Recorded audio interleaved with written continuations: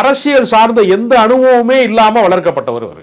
அதனால இதை எப்படி நடத்தணுங்கிறது அவருக்கு தெரியாத பட்சத்துல யாரெல்லாம் சொல்றாங்களோ ஆலோசனைங்கிற பேர்ல அதுல எல்லாருமே என்ன பண்றான், அவருக்கு ஆதரவான கருத்துக்களை மட்டும் தான் கொண்டு போய் சேர்ப்பாங்க. நீங்க நீந்த தெரியாதவனை கொண்டு வந்து மிகப்பெரிய நீச்சல் வீரன், உலகத்திலே வந்து பெரிய நீச்சல் வீரன் அப்படின்னு சொல்லி கடலுக்குள்ள குதிக்க சொன்னா குதிப்பானா? அவன் உயிரில போயிடும். ஊரே சேர்ந்து கை தட்டினாலும் நீச்சல் தெரியாதவன் கடல்ல குதிப்பானா?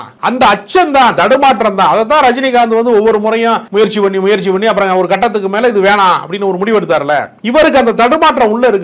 சுத்தி இருக்கிறவன் பூரா ஜால்ரா அடிச்சு என்ன சொல்றான், தலைவா நீங்க தான் முதலமைச்சர், உங்களுக்காக நாட்டில் எல்லாரும் காத்து இருக்கிறாங்க அப்படின்னு ஒரு உசுப்பேத்தி விடுறாங்க. இல்ல இப்போ அவருக்கு ரியாலிட்டி புரிஞ்சிரும்ல சார். இப்போ எல்லாருமே என்ன சொல்றாங்கன்னா புசியானது மேலதான் தவறு, அவரை மாத்துங்க அப்படின்ற குரல்கள் எழும்பி இருக்கு. அப்படின்றப்போ அது ஒரு மறுபடியும் கட்சியை வந்து உள்கட்டமைப்பெல்லாம் மாத்தி ஒரு சீரமைப்பதற்கான வாய்ப்பு இருக்குல்ல சார்? சரி, சீரமைப்பதற்கான ஆட்கள் யார் இருக்கா?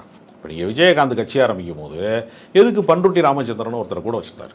கள செயல்பாட்டை பற்றி அனுபவமிக்க ஒரு ஆளு. இப்போ கொடிமரம் திடீர்னு சாஞ்சிச்சு மதுரை மாநாட்டில், ஒரு இன்னோவா கார் மேலே சாஞ்சிச்சு. இப்போ கொடிமரம் வெயிட்டு தாங்குமா தாங்காதான்னு சொல்றதுக்கு ஆலோசனை சொல்ல ஒரு ஆள் வேணும்ல. எல்லா முறையும் அனுபவிச்சா கத்துக்கிற முடியும்? ஒவ்வொரு முறையும் செத்தா சுடுகாட்டுக்கு போறது அப்படி செய்ய முடியாதுல்ல நடைமுறையில். இவருக்கு எதுவுமே தெரியல.